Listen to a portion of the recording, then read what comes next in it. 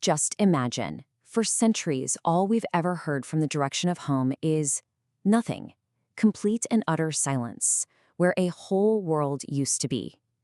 Then, after all that time, a single tiny data packet is found. One last message, perfectly preserved, and we're about to play it for you. So this recording we're about to hear, it was discovered way out in the year 4022.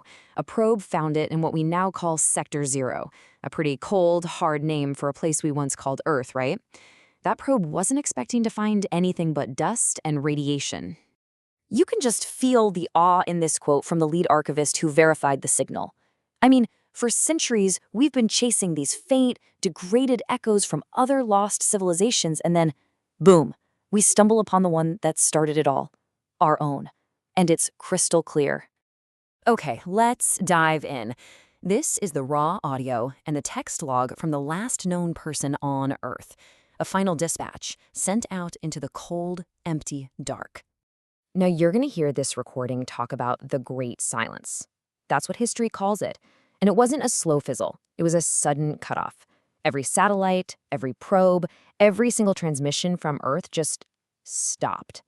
And until this recording was found, nobody had a clue why.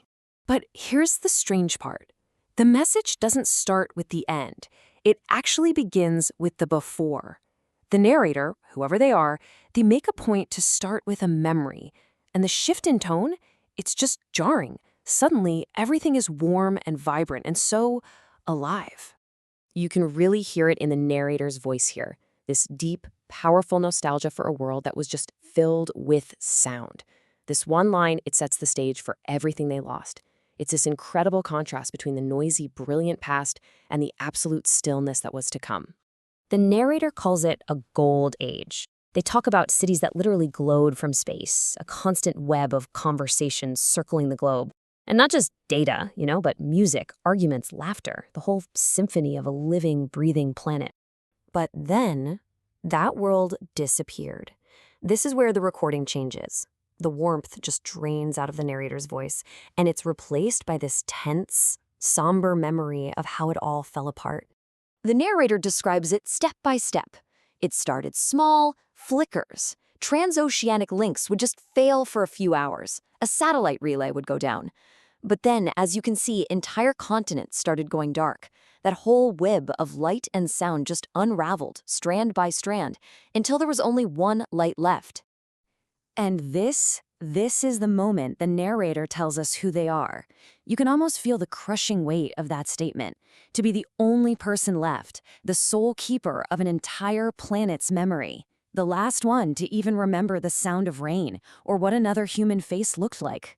But just when you think this is it, the tragic end of the story, it all pivots. The narrator's tone shifts from pure sorrow to something else, to purpose. And what comes next is the entire reason this message was ever sent. This is the question we all assumed the message would answer, right? Was it a plague? A war? Did we just use up our planet and fade away? The recording knows this is what we're thinking. It's setting us up. And there it is, the truth. And it is absolutely nothing like anyone could have predicted. It's not a story about getting wiped out. It's not a story about an end at all.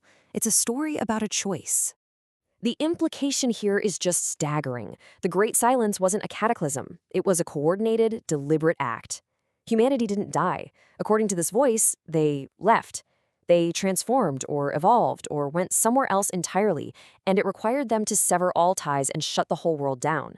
It's like they embarked on a journey to a different state of being, one so advanced it meant leaving the physical world behind. So this last message from Earth, it doesn't give us any closure.